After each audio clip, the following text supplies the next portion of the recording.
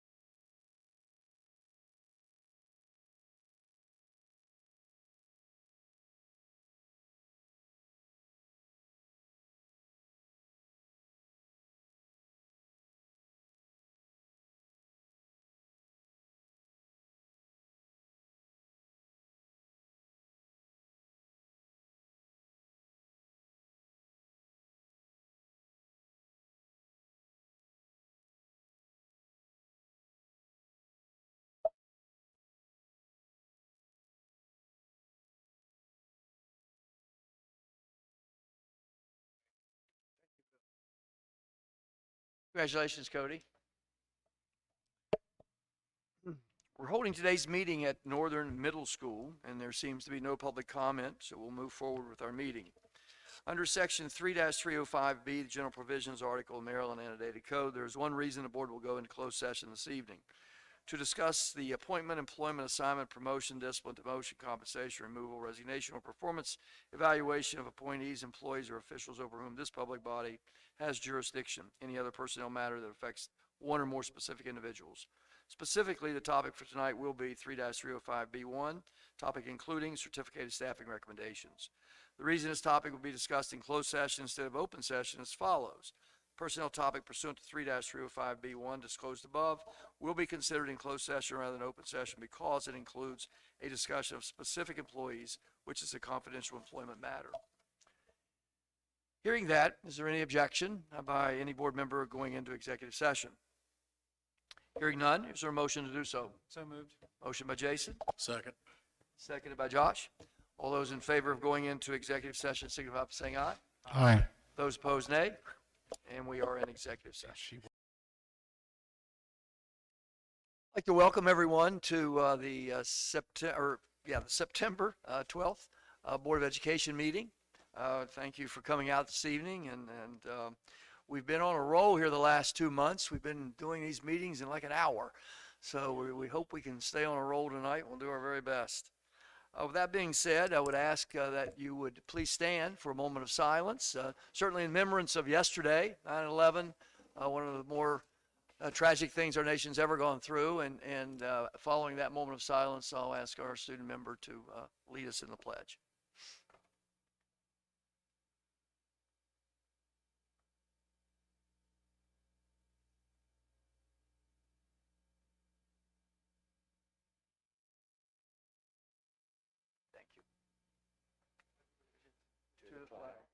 Of the United States of America, and to the republic for which it stands, one nation, under God, indivisible, with liberty and justice for all.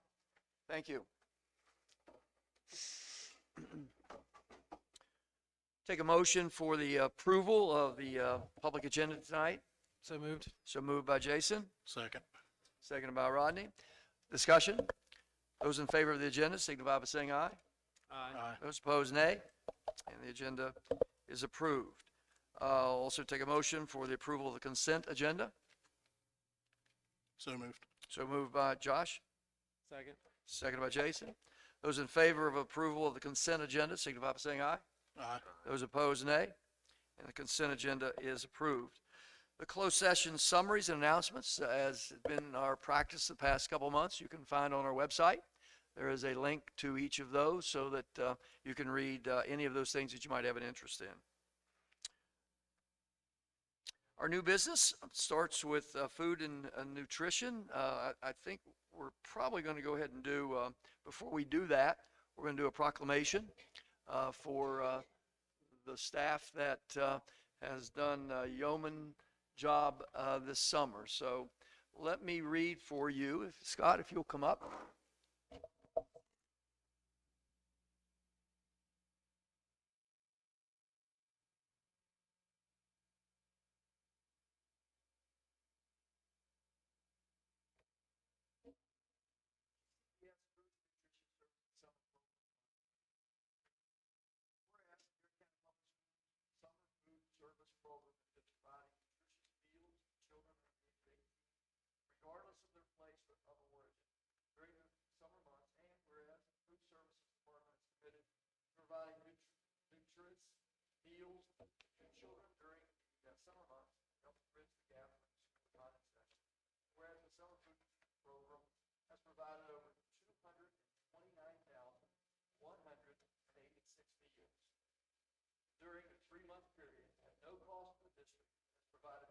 more than 60 locations. And whereas the efforts of 26 staff have been instrumental in making this program a success, many of whom have worked year-round at GCES for the past 3 years. Whereas the program has served as a vital resource for families in need, ensuring that children have access to healthy meals and snacks during the summer months. Now, therefore, let it be resolved that we, the undersigned, recognize and honor Garrett County Public School Summer Food Service Program for their commitment to providing healthy, nutritious meals to children during the summer months. We commend the program for its efforts to ensure that all children have access to healthy and nutritious meals and for their dedication to helping families. Thank the staff members who have worked tirelessly to make the program a success and for commitment to serving the children and families of Garrett.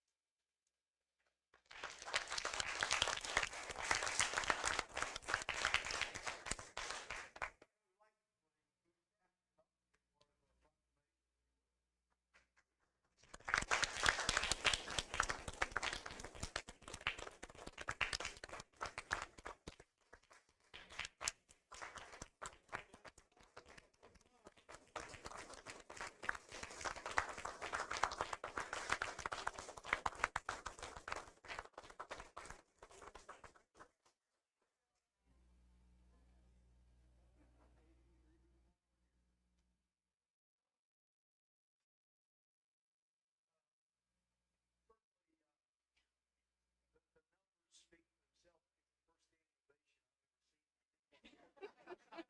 The first standing ovation I've ever seen.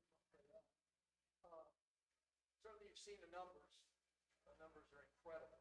I did during the pandemic. I went out a couple, 3 times just to see what was going on with the delivery. That was a couple of years ago, and the thing that will always stick with me was how much it meant to the people here to help people get. I think it's incredible to see smiles on their faces. They knew they were helping. So it's a great thing.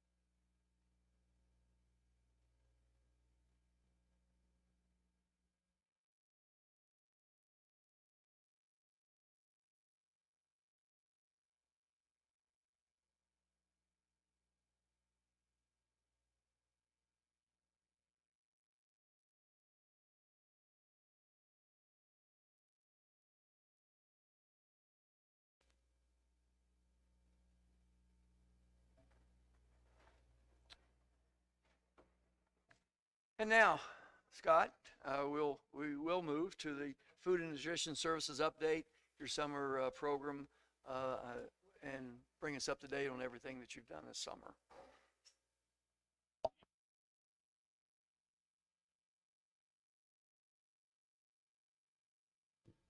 Okay. So I'm here this evening to talk about the summer food service program. It is, as Mr. Wood said, an excellent program. We work really hard for a couple of months, and then we get back into school and work just as hard going through that too. So I don't know who, oh, yes I do, sorry. I want to talk a little bit about the program itself. It is a federal program provided by the United States Department of Agriculture. So all funds are federal funds. It's administered by the Maryland State Department of Education. And then we here decide what our program's going to look like in Garrett County. So this year we were considered to be rural and area eligible in most of our sites. So we didn't have to stay on site to eat. So we were allowed to hand out 7 days of meals at one time. So we handed out 7 days of snack and supper in the evenings and 7 days of breakfast and lunch during the day. And we'll get to that one, I guess. It only operates during the summer months, so that's a good thing. It provides meals to any child 18 and under, regardless of where they're from. We welcome everybody, so that's our goal. We just want to continue to provide nutritious meals during the summer. And as Mr. Wood said, we provided over 229,186 meals in 3 months at no cost to the district.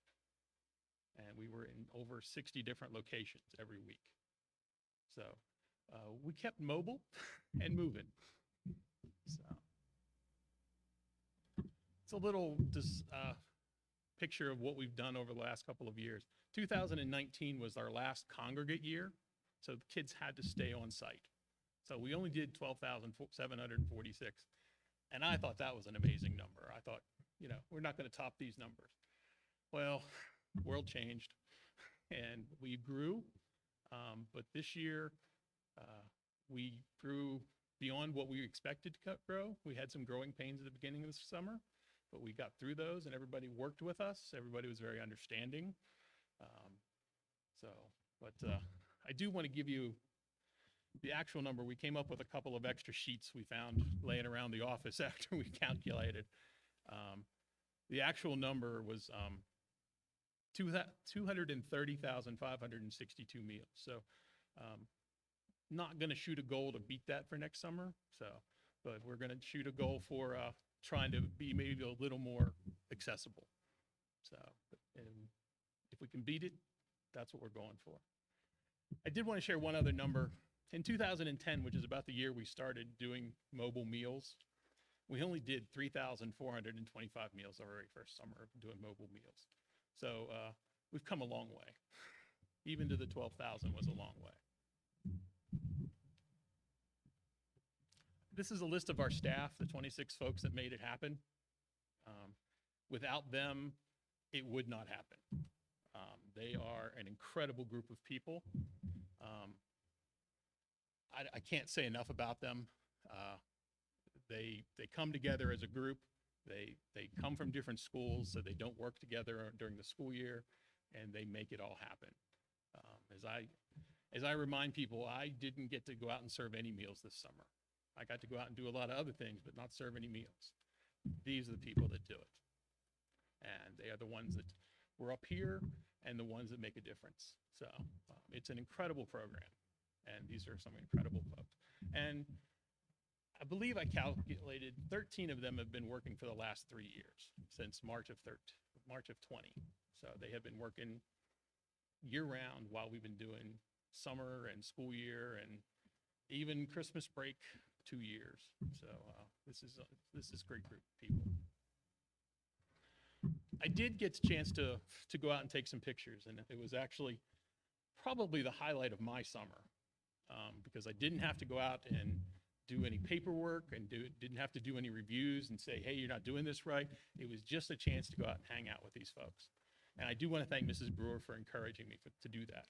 She said, you need to do this presentation and you need to go out and take pictures. And I'm like, I'm busy. And she said, go do it. And I am so glad, and thank you for encouraging me to do that, because it was absolutely the highlight of my summer. They are great. They interact with the customers so well. They get to know them. They know when they're going on vacation. They know how many kids they have. So they have conversations. They're interacting for 30 seconds. But they still, it's just fun to watch. So this is a couple of them out in the schools. I think that's at the college and down at Accident. And then we have another group of folks out in Loch Lynn, Southern Middle, and the athletic field. And I do want to say a special thank you to No Kid Hungry, Share Our Strength. Without them, our summer program probably would not exist, because they have been there financially with grants to help us the entire time. They were a huge help this year. They were able to help us pay for food, pay for labor, pay for the big white van up there. If anybody's priced any vehicles lately, vehicles are extremely expensive. So this is, where are we now? We're in Swanton, setting up at Southern Middle. Matt and Mary, where are they? I think, I'm not sure where they are. So, so a picture of some of the fresh produce that we gotten from growers near the end of the season. And I did want to point out that we did do a couple of parades this summer. We did the Accident 4th of July, the Kitzmiller Homecoming, and the Friendsville Days Parade. We missed the Grantsville Days Parade because I missed the sign up. But that's my helper on parade day. That's my wife. That's our date night. She's a cheap date. So, but I thank her because it makes it really nice. The two of us go out, and sometimes my daughter comes too. So the three of us that do it as a family, it's a lot of fun to hear people and throw candy, and it gets a little scary driving in the parade. I don't know if anybody's ever done that, but kids running at your vehicles is just a little terrifying.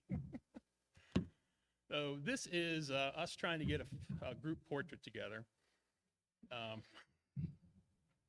They work really hard, but they do have some fun together once in a while. And I enjoyed that part of it and still do. But I did want to share that with you. And this is our attempt at a group portrait. At no point did we have everybody in one room together this summer. We had morning shifts, we had evening shifts. Even the first day of operation when we were doing training, we had somebody else at Hickory. So we were never all together this summer, which is unusual. In past summers, we've been able to spend some time together. So that's it. So I want to thank you for supporting this. The board and the superintendent, past superintendents have supported this program. It is an incredible experience to be part of. You can actually see the difference right away in this program. We know we're making a difference in children's lives at school, but you don't see it as instantly as you do at this program. So this one is just special to me, and I really enjoyed making sure this program happens. So, any questions? Questions by any board members, comments, anything anyone wants to say? I guess the only thing I'll say is thank you all. I really appreciate everything you do. Yep, same. Thank you. Thank you very much. Thank you, Scott. Thank you, each of you who came tonight. Thank you so much for coming. Appreciate it very much.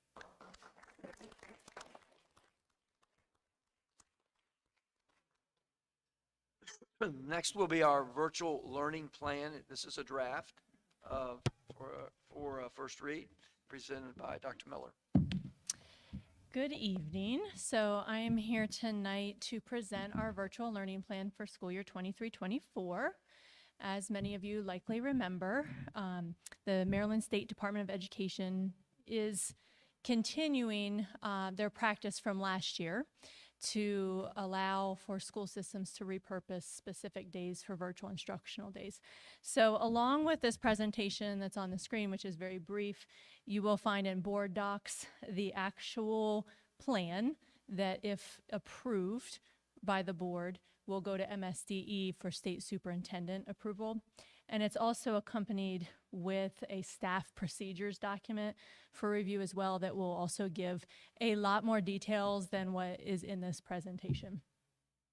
Overall, the plan is the same as last year for the most part, with updates specific to school year, and certainly the section where we do have to bring this to the board for your consideration and review, as well as public comment. That section has been updated to be reflective of the current year rather than last year. But with that said, there's not really any significant content changes beyond the logistical changes that I just mentioned. We did meet with our bargaining units on the plan and the procedures, and we are in agreement with the plan at this time. I would also want to remind the board that currently in our school calendar, we have the 91st day as an asynchronous virtual learning day. That has been approved through the school calendar. Obviously, that is contingent on this plan's approval and this Maryland State Department of Education approving our ultimate plan to move forward. So I just want to make sure that's in everybody's mind, because whatever the outcome is of this plan may or may not impact the 91st day in January. As part of this plan, each school system has the opportunity to use a total of 8 virtual days. Out of those 8 virtual days, no more than 3 of them can be asynchronous. And there are several requirements that you should probably take a look at. They're on page 11 of the actual plan. They're the access stations with a little checkbox next to them. But the one that I do want to draw to your attention, and we are in alignment with all of them in the plan, so I think you'll find that that's consistent. But the one I want to draw to your attention is the requirement for this plan to come to you for review. And as a part of that, we are expected to solicit public comment as part of our process. So tomorrow, Mr. Green has been so kind to coordinate an opportunity for public comment for our community to share their insights on the virtual learning plan as presented tonight. What will happen is he will do a press release. There will be an opportunity to complete a Google form. And if that is a problem in any way, a parent or a community member could also submit an email to the public information email. And that'll be all noted in the press release. So also as part of our plan, we did want to provide some data points from last year. Last year we had 5 virtual learning days in total for the school year. And so I took a snapshot of a few days. I did not give you all of them, although I have that information. If it's needed to be shared, I can do that. If you look at the screen, what you'll notice about this screenshot, it's data from our Schoology platform, which is the platform that most people use. It's the platform that we've adopted as a school system to deliver virtual learning as well as instruction during the regular school year. It's a learning management system. And when you look at this graph, you'll see that what you're looking at is the date range of December 19th through the 24th. On December 22nd, we had a synchronous learning inclement weather virtual day. And what you will notice in the little box, I don't know if this has a pointer. Let's see. Nope. In the box to the right where it talks about parent, school level administration, student, you'll see in the student box 2,625 students logged onto Schoology on December 22nd for the synchronous learning day. On the left-hand side, you will notice that over the course of that entire week, we had 3,055 unique users during that week. So the difference there is somewhere around approximately 400 students difference. If we go to the next slide, you will see for that same date range, the assignments that were collected as part of our Schoology platform. And you can see that 4,123 total course materials were created and over 12,500 submissions. And that was not on just the virtual learning day, that was for that entire week. This is, again, another snapshot. I thought it was important for us to look at Schoology data from both synchronous learning days versus asynchronous. January 27th was our 91st day of school last year, and we did choose to do that day as asynchronous. And you will notice, again, this is a date range January 25th through the 28th. 2,816 unique users during that date range and 1,500 students logging on the actual asynchronous day.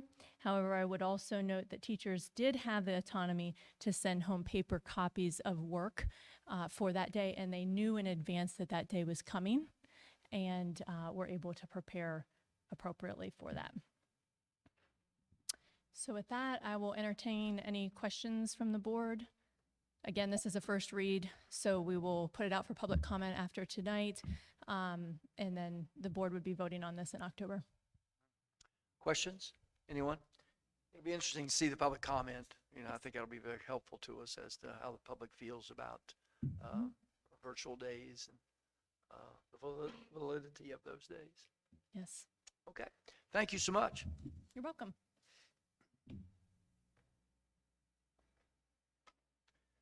Next, we're going to talk about 2023 MCAP results for ELA, math, and science. All of those are finally coming to us from the state, and Slip will lead that discussion. Okay. Yes, I'm going to show here tonight district level and state results. School level data is still embargoed till September 26th, which I'll talk about in just a second. Okay, so just wanted to provide everyone a timeline of the data release. So August 22nd, the state and the LEA district level data presentation was made to the State Board of Education. And this data you're going to see tonight became public at that point. And then September 26th, we have the LEA school level data will be posted to the Maryland Report Card website. We will not receive a new star rating at that time, but the individual school data will be available to the public. Our new Maryland star ratings will come December 2023. So the first chart is what you're traditionally used to seeing for the grade band of 3 through 8. This is overall performance. You can see that our students in grade 3 through 8 for ELA performed at a 49% proficiency, which had us land relatively in the middle of the state. Overall ELA performance for the state of Maryland is up. You can read that in the blurb at the top there.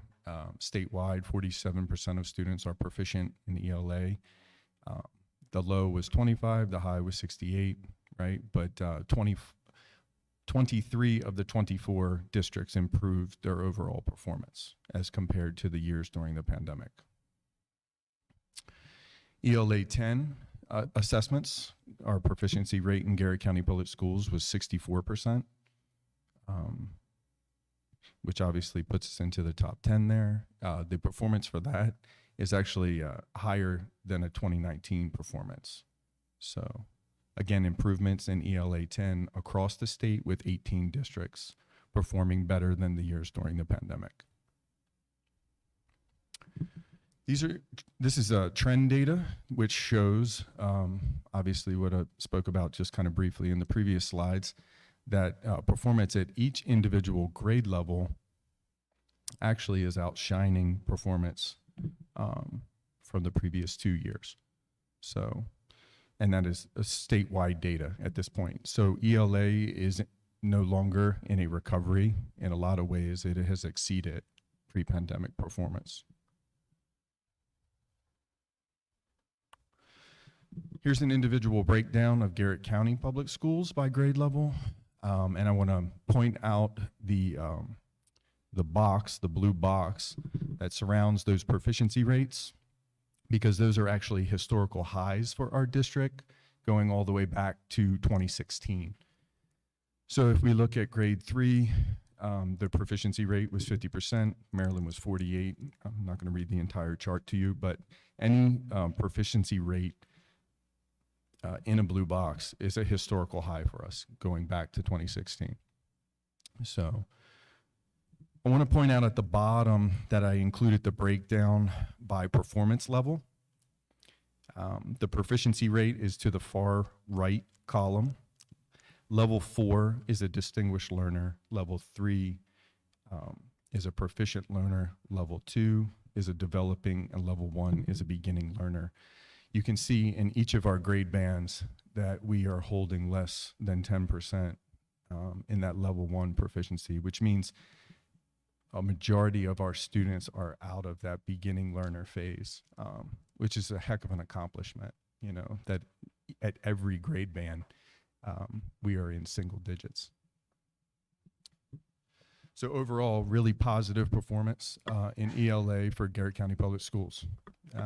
And multiple grade levels there obviously exceed the state averages. So this is a chart that I also thought was useful that the state presented. This shows the overall growth by districts as compared to the 21-22 assessments. You can see that Garrett County Public Schools, you know, they do these charts in reverse, but we are in the 6th position here if you want to count the spaces here, right? But a 4.4% growth compared to those previous assessments, which again puts us in the top, you know, of the state as far as performance. So now we're going to transition to the mathematics assessment data, again, district and state level.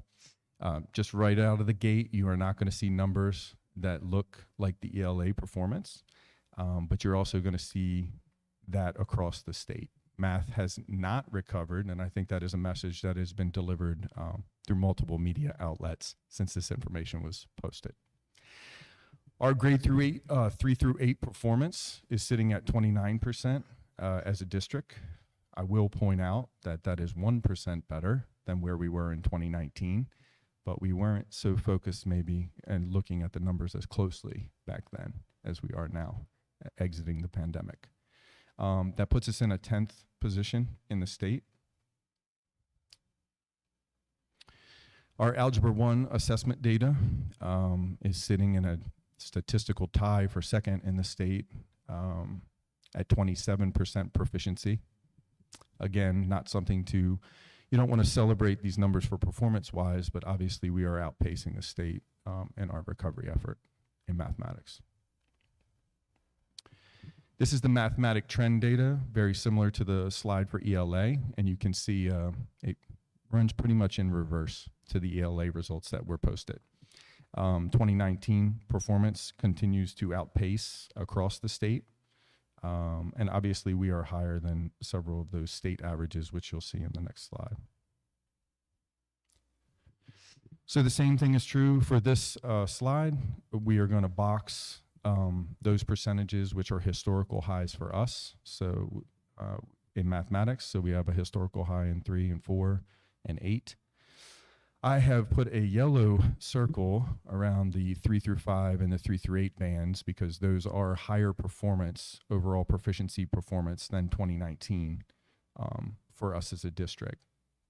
So they may not be historical highs, but they are also higher than our pre-pandemic performance. I have highlighted on this bottom section the level 2 performance level, which is developing. You can see the bulk of our students are sitting in that developing level.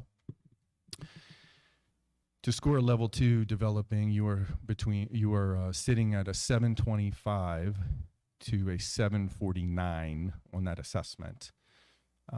And more than 50% of our students sitting in that level are sitting somewhere between a 738 and a 749. So the upper echelon of that level 2 performance, which means they're technically on the cusp of being a proficient student.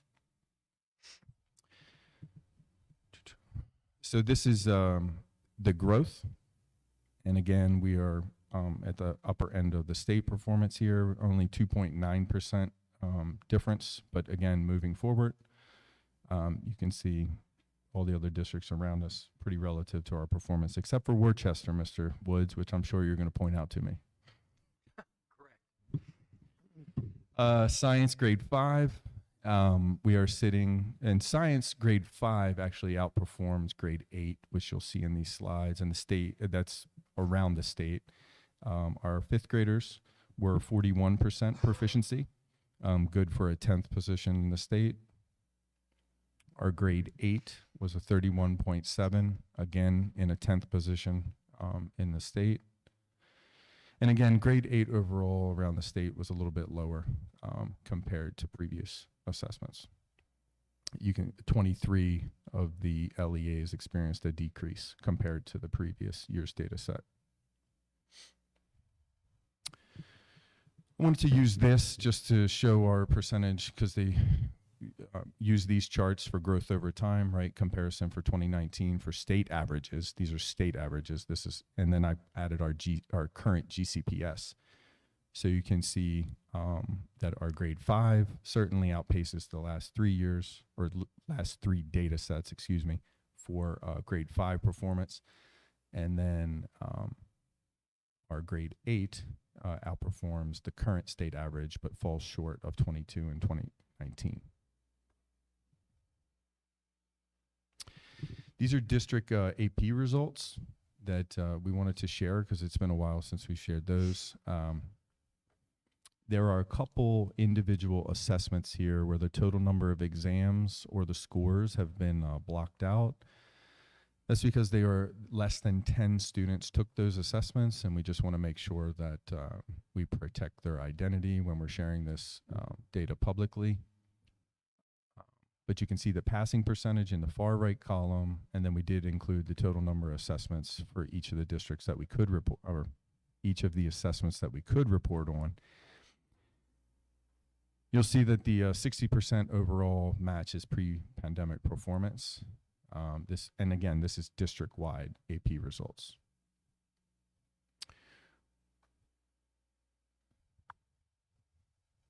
Okay, so a couple things related to our test results showing gains in both ELA and mathematics.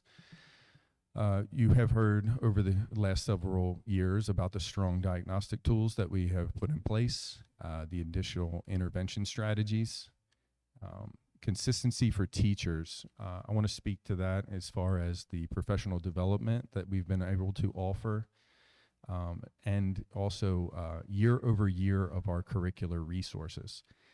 We have made commitments or longer term commitments to curricular resources that once we've completed the training and teachers have several years to use, I feel like we're finally starting to show those gains.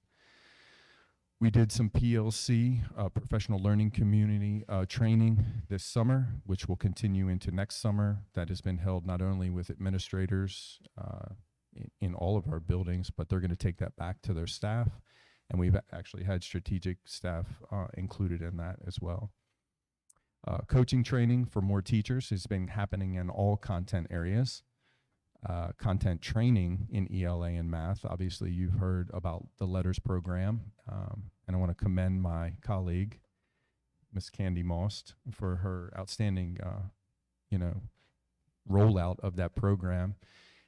It has passed its tipping point, and I feel like our faculty has really bought into its efficiencies and its use across our district. Our individual content training for math this summer, we sent 10 teachers to the MCTM Summer Academy, which was a first for us. And I know that we'll have some professional learning days this fall, which will be great to be able to have all the grade level teachers in the same location for collaboration. Our MCAP results arrived prior to the start of the school year, so that allowed for a lot more planning than we traditionally have. If you remember, I gave this presentation last April because the results came in March. Very hard to make a pivot at that point in the year, but I feel like everyone has this information in their hands now and can build action steps off of this information. We held a district administrators data day at Garrett College. Our entire administrative staff participated in that day. It was a rich environment, not only for discussions, but also just cross collaboration. Got to hear from other principals, just not about their individual data sets, but about the steps that they're about to take. We have had data-based teacher PD, especially at the end of the summer, because we had access to this information, which should all lead to a stronger school improvement process for this fall. And then ultimately, we are returning to MCAP goals in the school improvement process. If you remember looking at school improvement plans over the last couple of years, we were using alternative metrics to measure our schools, right? We were using iReady data to set goals. We were using, school pace goals to set goals for math and ELA. But now it's time to get back to the business of setting MCAP-related high-stakes goals. And with that, I'm out of slides. I'm ready for questions. Questions by anyone? Yes, Chase? I don't have questions, maybe more comments, right? I don't think anyone has the answers tonight. Yeah. But wow, what a disappointing as far as Maryland and math. I mean, as far as where the state is as a whole, not just our county. Yeah. So I would like us to look into what we can do to improve those scores, as I know several of you will be looking into that, especially with school improvement plans, those types of things. And really interested whenever the school data breakdown comes, just to see where we're at each school, to see what schools may need some additional assistance as far as bringing some of these scores up. Because remember, this is grading proficiency, so the fact that we have this low of number of students that are proficient in some of our math subjects are kind of alarming to me, as far as not only a parent but also a board member. So I think we need to look at what we can do better for our students, to get hopefully at the top of Maryland, since they're not really setting the bar real high for us, but what we can do to kind of get to the top of that. So I'll just simply say MSDE is highly aware, right, of the state level performance and is finally offering some opportunities that should be coming available this fall and this winter. There is a math academy for observation planned for administrators to attend. There is a teacher academy very similar to the one that I mentioned, which was run by a professional math teachers organization, not by MSDE over the summer. I think those opportunities, the state is recognizing that the amount of effort and energy put into ELA and the letters program and the Striving Readers grants and the Maryland Leads grants and all of the amount of effort and energy put into ELA is finally seems to be shifting toward the mathematics. So looking forward to that. Sorry, one more. Looking at AP pass rates also, and just a question, it's been a really long time, probably forever since I've taken an AP exam. But do we have any inclination as far as where we rank as far as compared to other counties and their pass rates in the same subjects? Because some of these, although some of them are great, some of them seem a little low in my opinion. So I will say that we don't typically do a district comparison analysis, and because this is harder data to pull, because you really only get, the state of Maryland doesn't report on this necessarily by particular content test. So you have to do some substantial research to pull that. What I will say is that the national averages are available for comparison, and you'd be surprised. There might be a couple outliers on the screen, but we are very relative to national pass rates. So, yeah. Do you think our dual enrollment initiatives will lessen the number of students who actually take AP courses? Yes. And I feel confident in saying that for a variety of reasons, right? GC courses right now are semester-based, right? Just like majority of our high school courses, except for our AP courses, because we have several AP subjects that require year-long commitment. You also get into a situation where you're taking an AP credit course in the high school level. You're taking it Monday through Friday, right? And you're taking a GC dual enrollment course as on a Tuesday, Thursday, or a Monday, Wednesday, Friday. And as poor as our math results look, our students can count those days. And they know that the commitment level sometimes isn't as strong. I will say this, as we move into this uncharted water with dual enrollment and AP results and conversations about what is most appropriate for each individual student, we will need more robust counseling on the direction that you would like to head with your career and college pathway. Because ultimately, these tests and the results from these tests at larger competitive four-year universities will still hold considerable weight. You'll get credit for your community college courses. But if you are going for substantial scholarship opportunities, these AP credits with past assessments will be how you are compared with that cohort that you're competing against. So I think that we'll need to counsel our students that want to head to those 4-year schools right out of the gate, that they might want to take some more of these assessments or sit for these courses. Yeah, well said. I do think you're right. I think the key is going to be obviously parental involvement in their children's counseling as to what's the ultimate goal. Where do I want to end up? What college do I want to end up? What university do I end up? How high do I want to go? And if I want to go very high, then I've got to have some AP courses on my resume. Yeah, I mean, I've had 2 sons go through the system. One's taking an AP route and one's taking a dual enrollment route, right? And I sit in the unique position to counsel them to do that. And I would encourage all of our families as these processes expand to get as much information and to really evaluate the direction you want for your own child when you're making these selections. And Other we have comments? a Bobcat Academy candidate, right? She's currently enrolled at Frostburg up here. So that's a whole nother avenue, right? Which I'm sure Miss Wilderson would love to share about. She's in the Bobcat Academy. Absolutely. Any, Haley, you want to talk about the Bobcat Academy a little bit? Sure, I can. I think I agree with what he was saying. It's really good for flexibility because I have classes where some days I come in at 9, but other days I don't have to be there till like 11:30, which is really nice in terms of working while doing school.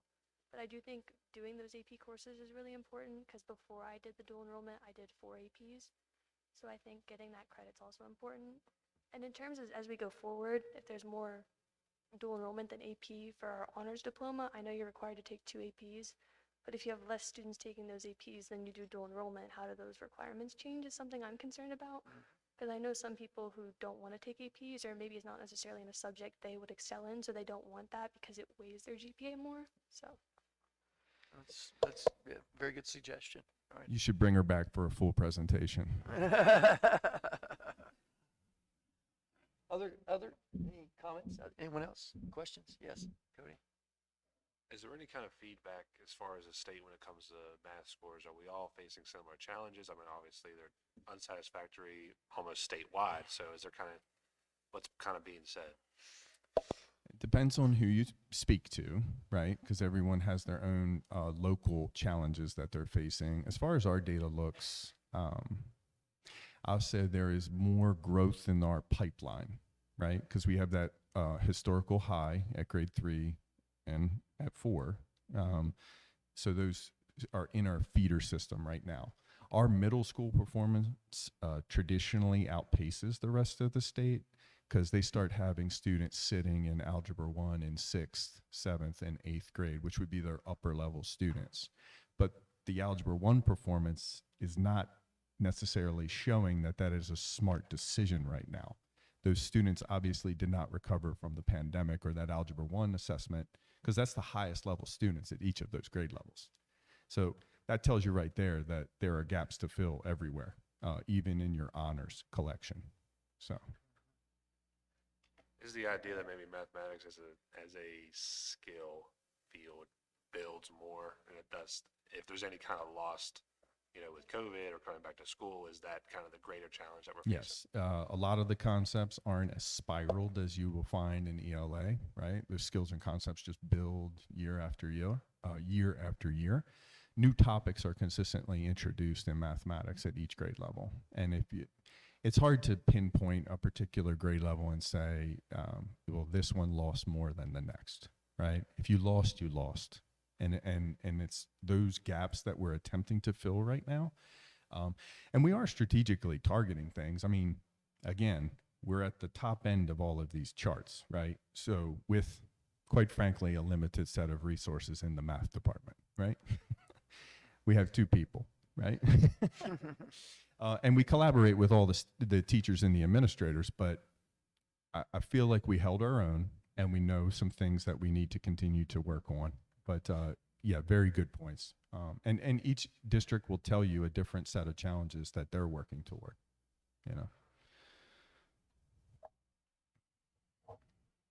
Just a request to the superintendent for the October meeting, if we could have the school data, since it will be available, presented to us with the breakdown by school.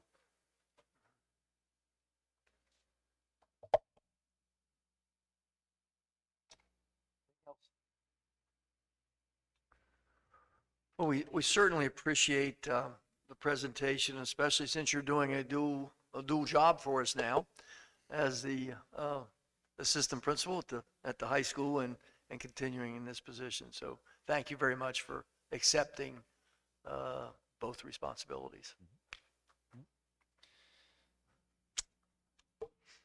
I just want to add my thanks to what Mr. Wood said. Appreciate your presentation tonight. Thank you. Thank you all. And we'll do the school data in October if it is officially released.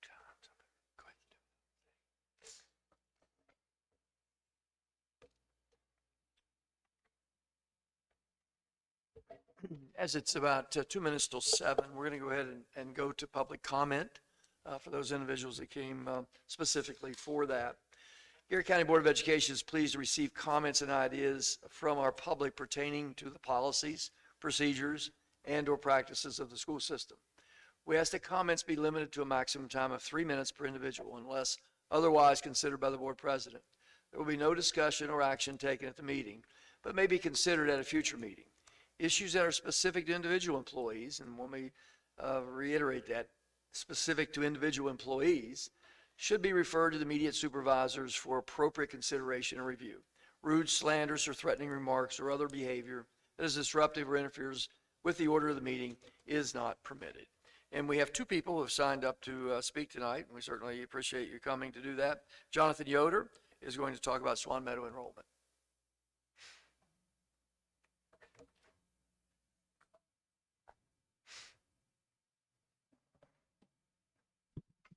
So I want to, on behalf of the Swan Meadow PTO, staff there, the whole organization there, I want to thank the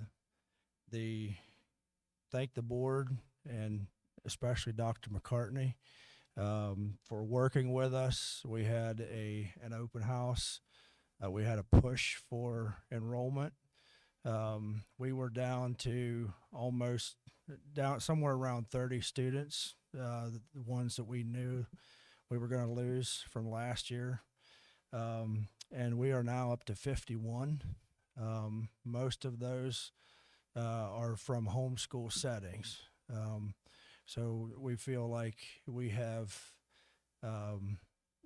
we did not, there's a few that transferred from other schools, but most of our increased enrollment, we didn't pirate from other schools. And we want to thank you for that. The advertising that was done with the postcards, we feel that covered very well. I visited different homes, and here's a postcard from Garrett County Public Schools. So I thank you for that. Also revisiting the out-of-area policy, the out-of-area transfer policy. We know there was in the past that was an issue that has stunted our growth. So we thank you very much for that. We have heard from different families that they are very interested for the future. Some of the families had already bought their homeschool curriculum, so they were very hesitant to give up their well-spent money. And but we expect the numbers to rise even more in the future. We hear over and over that, we didn't realize that Swan Meadow was a public school. There's a lot of people that are not aware of that. And yeah, so we thank you for working with us. We are exploring the possibility of charter of that, and we look forward to working with you through that process. And however that shakes out, we expect to work with you. We have a long history of working with the Board of Education, and we expect that to continue. So thank you very much. Thank you, Jonathan. Our next speaker is Arlene Lance, who also wants to speak about Maryland Charter Schools.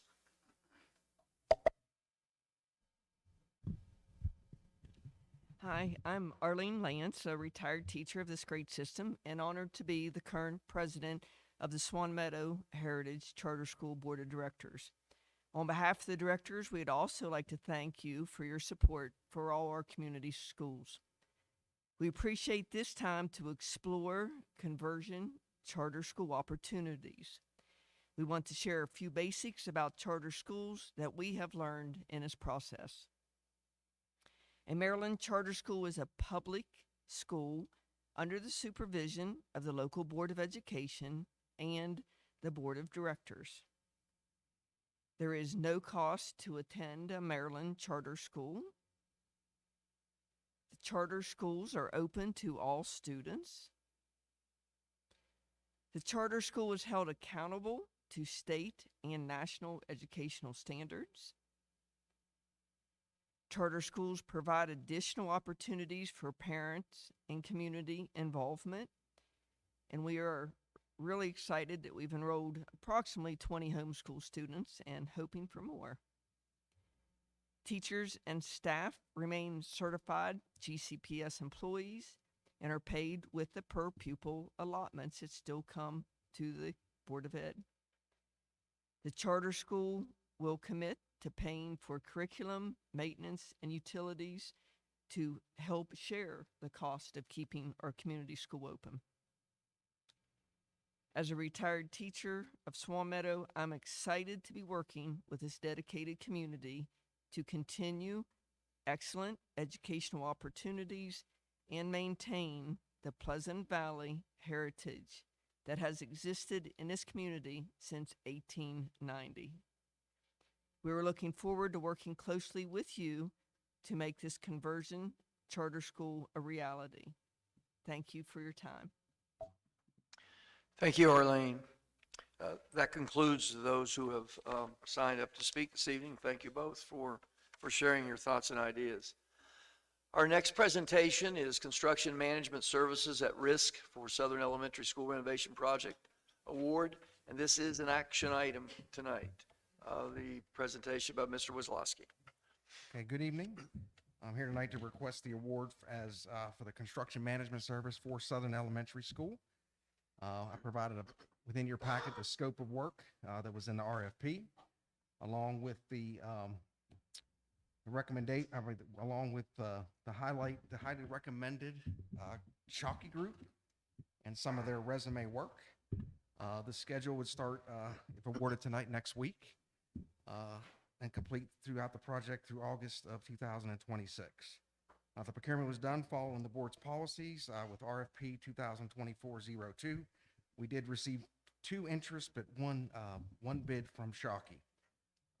The funding is coming from the FY24 Maryland State CIP, which we've already been awarded. And I'm here tonight to ask for a bid award recommendation for Howard Shockey and Sons in the amount of $1,990,000 for the CM services for Southern Elementary School. Yes, Superintendent McCartney, do you have a recommendation? Yes, my recommendation is to approve Howard Shockey and Sons, the recommended vendor, to complete the construction management services at risk for the Southern Elementary School renovation project. Okay, the superintendent has recommended that we award the contract of a little over $1 million to Howard Shockey and Sons. Is there a motion as such? So moved by Rodney. Second. Seconded by Jason. Thank you, Jason. We can have discussion. Questions? Discussion concerning the award to Shockey and Sons. Hearing none, there's a motion on the floor to award the contract to Howard Shockey and Sons for just a little over $1 million for their at-risk completion of the construction management of the Southern Elementary School. Those in favor signify by saying aye. Aye. Aye. Those opposed, nay. And the award is made. Okay, thank you. Our next order of new business is Capital Improvement Plan, our CIP for 2025. This is a draft this evening, and Mr. Wizlowski will also make that presentation. Yeah, working closely with Dr. McCartney, here tonight to present the draft of the CIP for Garrett County Public Schools.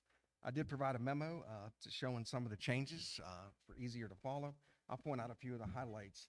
With regard to FY24, where we are right now, all of the projects are on pace and on schedule to complete. Pretty happy about that. One change is that we had the Northern Wastewater Plant, which is outside this building. We need to do a feasibility study prior to then solving what that's going to be. So we're going to do that this year. We awarded the money from the county to do that. So we'll get that done. And then once that study's done, we'll then add something to the future CIP on what that solution is going to be for the plant out back. We took care of Yacht Glades Playground ADA upgrades ourselves with the maintenance staff. I did put in for Friendsville in replacement of that through open space. Still waiting for a response from the county. And then I did add the capital grant projects. 2 are complete. The bleachers here at the Northern and the press box. And then we'll have the new bleachers at the inside gym still to do, along with the restroom and concession project at Southern High School.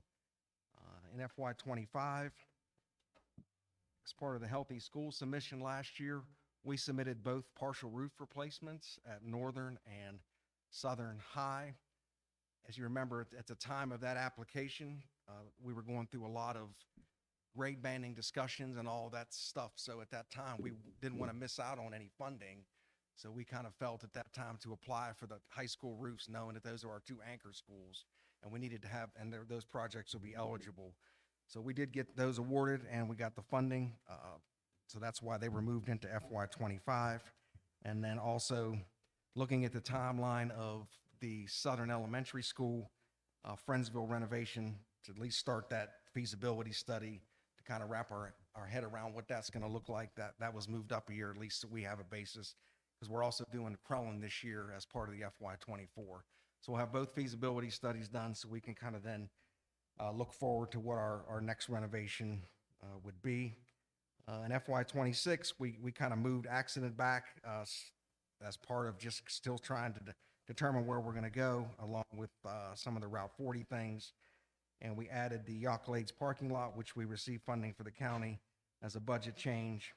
We want to really try to do some extended A&E there, because as we watch that arrival and dismissal, we really need to try to possibly put a second entrance in there. There's just a lot of traffic that comes through that. That's going to be one of our anchor schools in the footprint, so we do want to address that.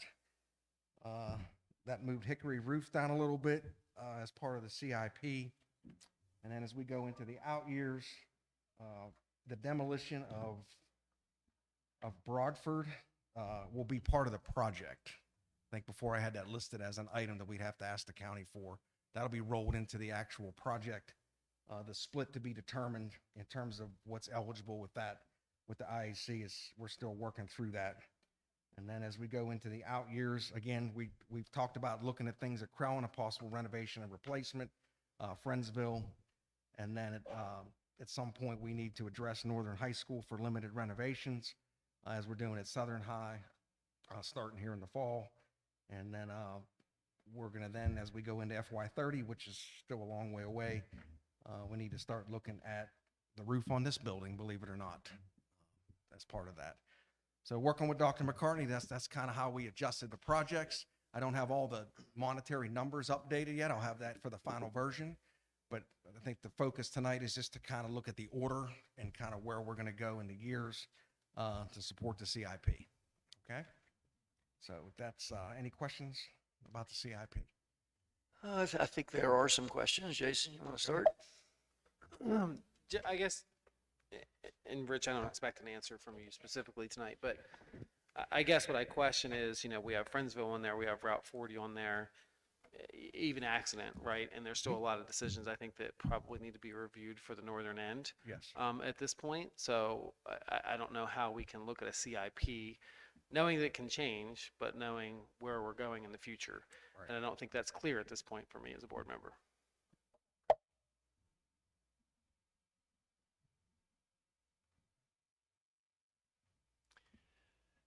Just one clarification to Rich about the roof replacements at Northern and Southern. Didn't you say that we have 2 years to spend that money, that once We we have- get the grant? You have 2 years to get it procured and under contract, Uh-huh. and you have 2 additional years to actually finish the construction. Okay. So even though it's an FY '25, Yeah. we would have until FY '27 Yeah. to procure But it. we'll start asking for money in '25 for the A&E part of that project. I think, certainly we need to talk about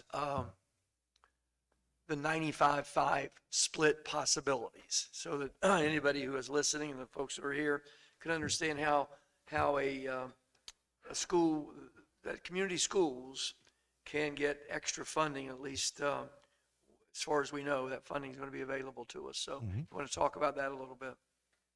Yeah, as part of the blueprint, based on a certain criteria with concentration of poverty and being a community school, and the age of the school, if you meet all these criteria, there's additional 5% that's available through the IAC funding. So as part of the Southern Elementary project, we'd be eligible for the 95.5. And I believe it's this Northern High or Southern High roof also was at 95.5. So again, it's just an extra incentive to put an extra dollars towards some of these community schools just to kind of support that initiative. And, from our vantage point as board members, that's a tremendous opportunity that we cannot pass up. Yes. And I know we have had talks with the commissioners, Yeah. and they feel the same way, that these are opportunities that are here at the moment, may be gone at the next moment. But while we have that opportunity, we need to do as much as we possibly can in the future to look at our school needs and start moving forward as quickly as possible in those needs. And when it's 95%, they are very thorough and have to do a lot of not extra things, but it's their, I mean, they're investing 95%. So they look at everything with a great degree as we go through the process. Fortunately and unfortunately, many of our schools are going to end up as community poverty schools. And they're going to qualify for that 95.5. Right. So as we find that out, certainly our CIP will reflect, I would imagine, where we can head next.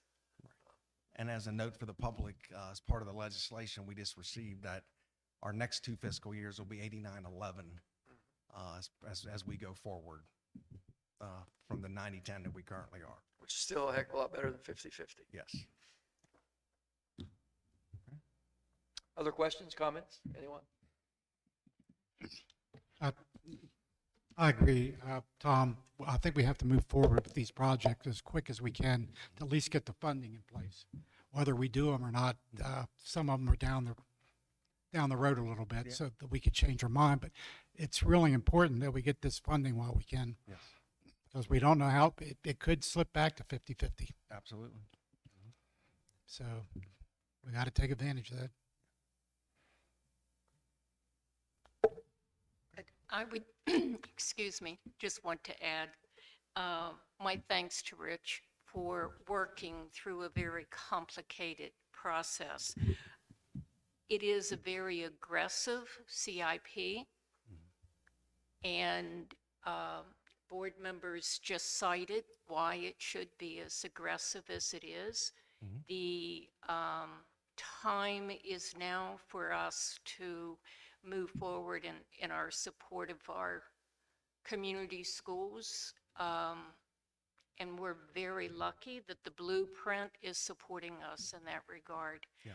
I think before we come back next month, we'll have a little bit more information on some of the numbers that you're seeing in the CIP, and we'll make some modifications to those and certainly get that information to the board members as quickly as we can.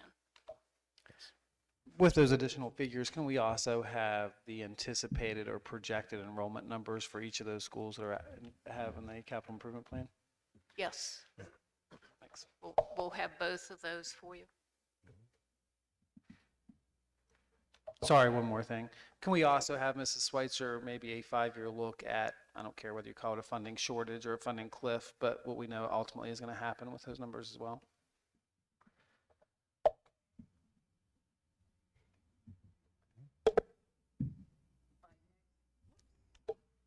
I went the wrong direction. By next month, we should have our audit report also. So that will be helpful to us.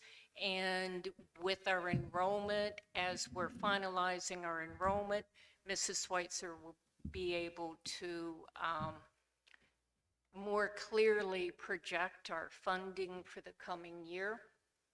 We're also continuing to look at, I always forget the name of this, the ESSER funds. I got it right for a change. The ESSER funds and how, as those funds go away, how we will maintain the most effective staffing that we can for each of our schools. And will that include the help needed for some of the test scores that we just recently saw? So some of those ESSER funds are actually being now as catch-up funds, if I remember correctly from prior conversations for ELA and math. So we will make sure those continue in those subjects.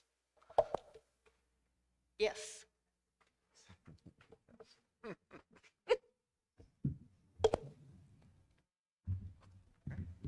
We'll have to have coffee soon. You two are finished. Are there any other questions? Okay. Thank you, Rich. See you next month. Oh, I'm sorry. Go ahead, Cody. I should introduce the new face here. I should have done that at the beginning. This is Cody Brill, our new board member. He took Dr. Paul's place. As you know, Dr. Paul left and now has a church in Bridgeport, West Virginia. And Cody has been appointed by the commissioners as to fill out that 4-year term. So welcome. Thank you. The only question I have is, when it comes to some of those smaller schools, do we have an idea of kind of the priority level on which projects, if some of this has to be shaken out, things that need to be done and things that are kind of coming up to be due, but maybe you could? Yeah, we're keeping our eye on the Route 40 boiler. Our plan, we need to keep an eye on that as probably the highest priority. We still have the accident roof. We're just waiting. The last time we applied for it, we were just a few years short of what they would consider to be the life expectancy. So we're keeping an eye on that. We also are keeping an eye on, we have some issues at Route 40 with the roof panels are rusting. We're hoping by our yearly inspections and just to kind of keep working through that till that roof is eligible as we go through that. As we know, Friendsville, a lot of that is original still in terms of that. So that's, just things break down and that. So we're keeping an eye throughout that. But we do have a pretty good idea of the priorities and where we see it through the maintenance process and what we're trying to deal with. Yeah. So I understand that we have some concentration of poverty schools now, but we also have a number of others that are close.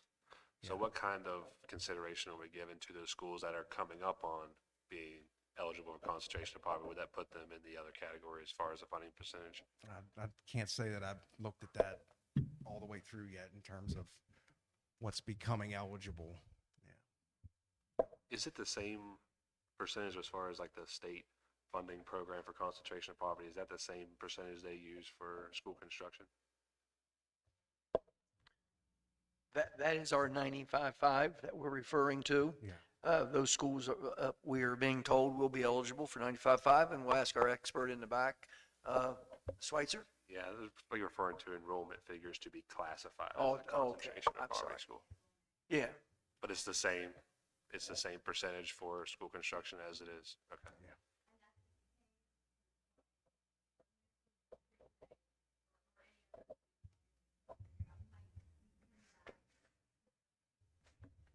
But am I right to assume there's several schools that are not yet concentration of poverty schools, but are very close?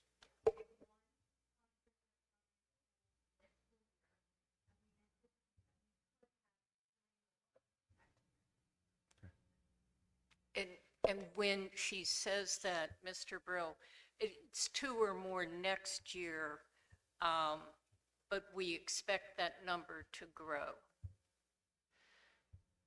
Am I right, Nicole? I'm sorry. Am I right, Dr. Miller?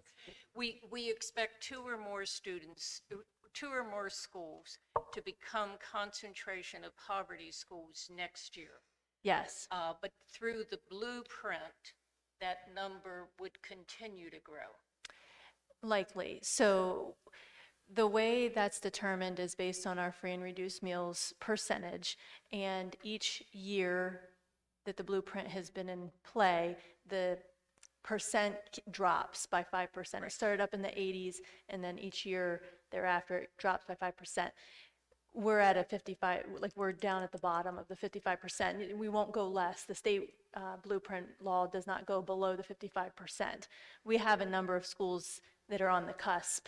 They're around that 55%. So Yacht Glades is our only community school right now under the blueprint, and they're in their first year of going through that process. We do expect some other schools, as Dr. McCartney said, to start qualifying because that number has dropped to that 55% for fiscal 25. And I would be remiss if I didn't say that's on a 3-year average. So you've got to look a little bit deeper into the law to get the exact calculation. But we do have a number of schools on the cusp.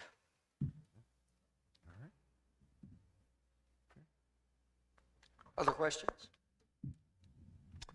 Thank you, Ms. Wozlowski. Next presentation, speech and language pathologist services. This is an RFP and it is an action item. And Dr. Mangus will make that presentation.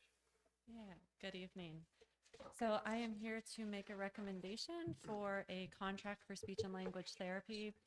As you all are aware, there has been a national shortage of speech and language pathologists, which has also hit the state of Maryland and Garrett County. As a school system, we have taken some very aggressive approaches to recruit and retain our current speech and language pathologists. However, they still have some very high caseloads right now. So this RFP was put out as a way to help reduce caseloads and support our SLPs across the county. So the RFP was posted. We received 5 proposals. You all have the rubric that we use to score and evaluate these proposals. Based off of that, we are making a recommendation to go into a contract with Integrated Speech Solutions from Clarksburg, West Virginia. Unfortunately, all of the proposals that we received were teletherapy, and we really were striving to do in-person services. However, one of the main components of this specific vendor is that if a need would arise, being in Clarksburg, West Virginia, they are willing to have someone come up in person and troubleshoot if we have any specific concerns or issues. So with that said, I am here to make a recommendation to enter into a 12-month, 1-year contract with Integrated Speech Solutions. Dr. McCartney, you have a recommendation? My recommendation is to approve the vendor Integrated Speech Solutions to provide speech and language services for the 2023-24 school year. Okay, the superintendent has recommended that we commence a 12-month contract with Integrated Speech Solutions from Clarksburg, West Virginia. Is there a motion as such? So moved. So moved by Jason. Second. Second by Josh. Questions, concerns for Dr. Mangus? Hearing none, there's a motion on the floor to accept a 12-month contract with Integrated Speech Solutions of Clarksburg, West Virginia. Those in favor signify by saying aye. Aye. Those opposed, nay. And the contract is awarded. Thank you. Thank you. We're going to do a little bit of a switch here as we get to policies and procedures. I'm going to switch down to C, DID Fixed Assets Policy and Procedure. This is a revision, be presented by Ms. Schweitzer.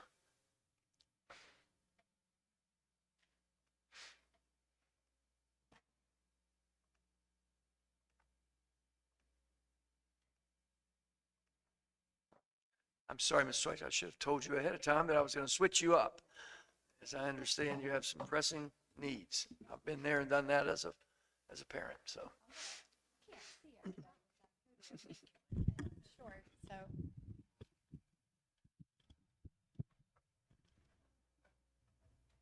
I don't like that. So I'm going to just. Is that okay? I can't. I don't like not being able to see Mr. Gotthard. Hey, listen. We'll stand him up back here somewhere. Don't stand on the table. Just-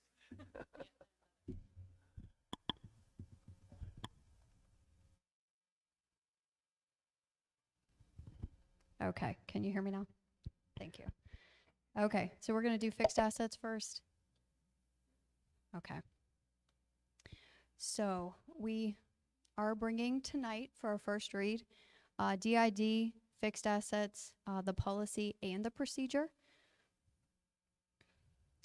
The changes that we're recommending this evening are to align this policy with the retirement of DNA, which was a disposal policy that we believe that for all of our users in the system and all of our stakeholders, it's easier to have all of the policy and procedure information in one place.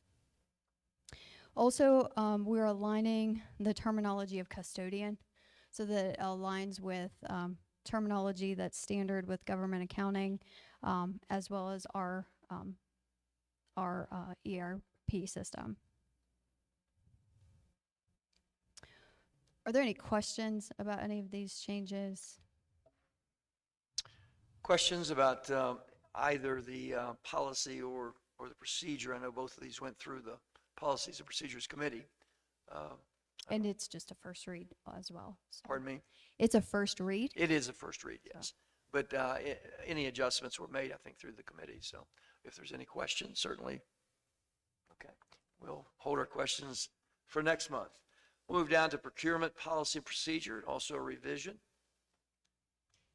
Okay, so you're going to see a couple more changes with this one. It is also a first read, and it also went through the policy committee last month. So for the policy, we've moved the definitions to the end to align with the template that we're, the format that we have taken as a system. We've added verbiage to align FEDAA, procurement of A&E, or architecture and engineering services, so that we're able to retire that. It was required in statute that there was a standalone policy and procedure, but that has been removed from statute. We've also aligned language to be able to retire EFAA, bidding on food and food services. So we're really taking a stance that this procurement policy will be the holistic, system-wide policy that we have. Everything is here for all departments, all funds, and we have one place to go. The last change that we're making, that we're recommending here, is to increase the threshold of competitive bidding to $50,000. This is important as inflation continues to rise, and the time and expertise it requires to follow the process of competitive bidding sometimes is cumbersome.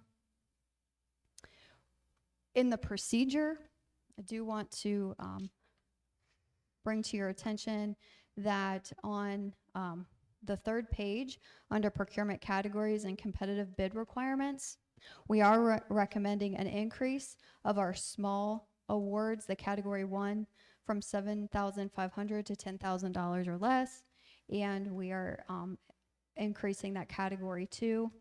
While we're increasing that, we are also asking for an additional control where we have a minimum of 2 written quotes. So we struck the oral.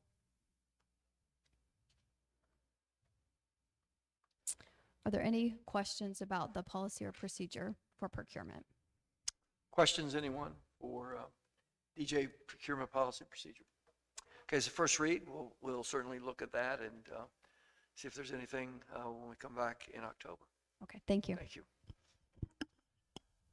We'll now move back up to IKAB, reporting student progress in Garrett County Schools. This is a revision of a procedure as well, and it's presented by Sashby.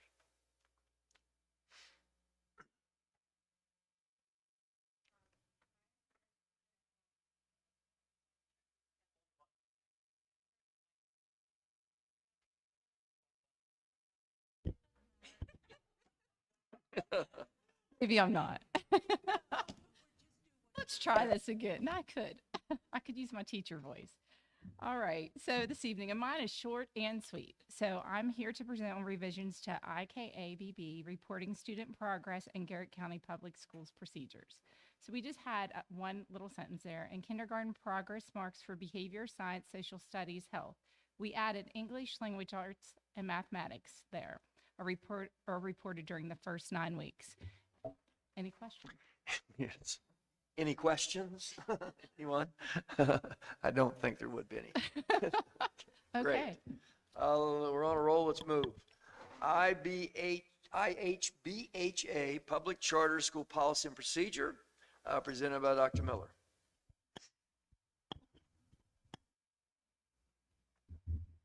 Okay, so today is the first read of this policy and procedure on public charter schools. And this has gone through committee in August. And primarily the updates that you'll find are focused on providing increased guidance and alignment with the Maryland charter law. There was a significant addition with the evaluation tool. In the past, our procedure did not have the actual evaluation tool embedded into the procedure, so we're hoping that that would provide any applicants with much more guidance and clear expectations as far as how the application would be reviewed. And there was a section in the procedure that is completely redacted. It's section B, the restructured schools. That was another significant change that I wanted to draw to your attention. That is in conversation with the state, no longer relevant, and it really goes back to the restructured definition that was in place nearly 20 years ago with No Child Left Behind and annual yearly progress, and that's just not a practice that the state of Maryland does anymore. So that is why that entire section is redacted. Still technically reflected in the law. We obviously, our policy and procedure is aligned to the law, but in talking to the state, they said it's no longer a valid practice, and therefore it would make sense to redact it. But other than that, you will see some other minor revisions that hopefully will add some guidance and ensure that we're in alignment with state law. And I'd be glad to entertain any questions on it. Again, this is first read, be up for action next month. Questions concerning any of the 3 documents concerning charter schools? Okay. Again, we will put it out for public comment and come back next month and see if there's any questions. Thank you, though. That was a lot of work. Yes. Thank you very Thank you. much. Okay, Haley, student member board report. How's the first couple of weeks of school going? Pretty good. For the County Association of Student Councils, we held our first ever picnic kickoff, which was a fun way to get ideas generated. And we also hosted a potluck dinner. It was extremely successful, and we hope to plan more out-of-school events throughout the school year to connect with our members. For general student updates, as you said, students started school this past week, and I've heard some great things about some of the projects the county's been doing. Specifically, for me, the Northern parking lot. We are very appreciative of that project. Northern Middle is currently hosting a hog raffle fundraiser for their PBIS program and also held a back-to-school dance for its students. Both Northern and Southern High held their Meet the Squad nights for their sports teams, and their seasons are underway. I encourage you guys to come out and watch them. The Northern Garrett Marching Band placed first at the Friendsville Day celebration.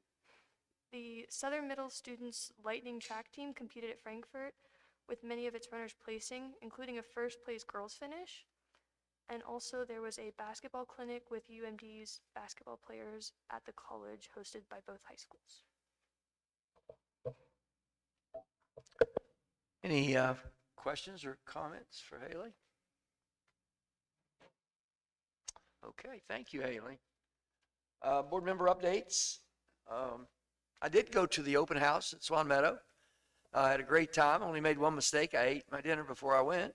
I should have eaten my dinner there as I had so much food, but I did enjoy it. And truthfully, you guys did a great job. of working with families that have interest in the school, and it certainly is reflected in the number of students who have decided to go to that school this year. So thank you for all the work you put into that. Other board member updates? Yeah, I just wanted to report that I did attend the Board of Directors meeting of MABE last week, and on Monday I attended the Legislative Committee meeting, and we discussed some possible initiatives that might be the subject of legislation in the next session related to school funding. Some of them, there was conversations about putting the escalator back in place that would allow and an inflationary increase for schools. And I know the superintendents are working on that, and MABE is probably going to work on that. And there'll be probably some conflict with MACO on that, which is understandable. But hopefully they can work that out. I will send you a little bit of an update in the next day or two about the legislative meeting. This will be that was my last meeting on the board of directors. It's a 3-year term, and my term expired, so I have to go off for at least a year. But I'm maintaining my membership on the legislative committee. And conference is coming up, so I know some of us are going to that. October 1st. Okay, that's it. Other comments before members? Anything? Yeah, I got to attend the GACO 1629 telethon, which was a huge success. Thanks. Just like to thank all the community members for coming out and supporting that, whether it be donations or you actually came on the YouTube presentation. If you didn't get what it was a 16-hour and 29-minute live broadcast about the robotics team. We brought in different members of the community to talk about their different projects. I know Mr. Woods showed up as well, and it was a huge success, and just like to thank everybody for that and continued support of the program.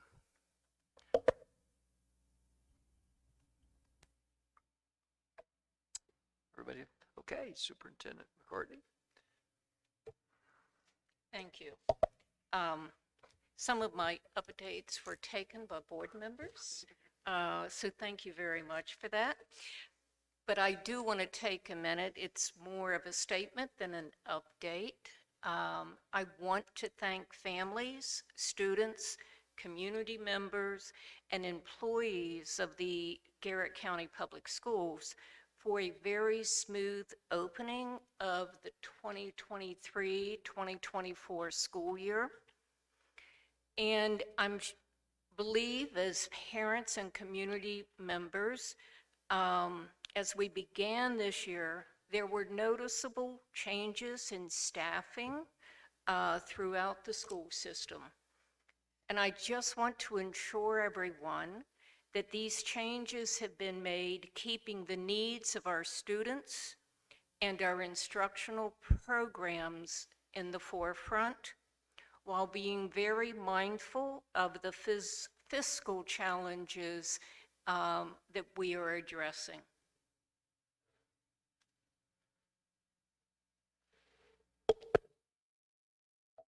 Thank you. The last item we have is board committee assignments update.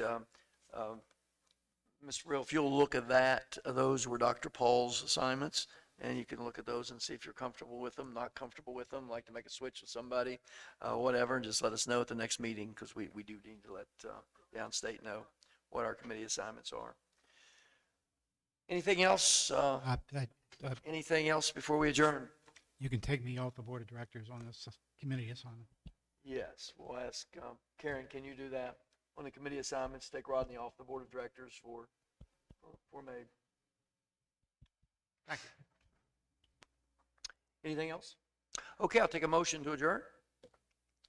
So moved. Moved by Rodney, seconded by Jason. Those in favor of adjourning from the public session, signify by saying aye. Aye. Those opposed, nay. And we are adjourned. Thank you.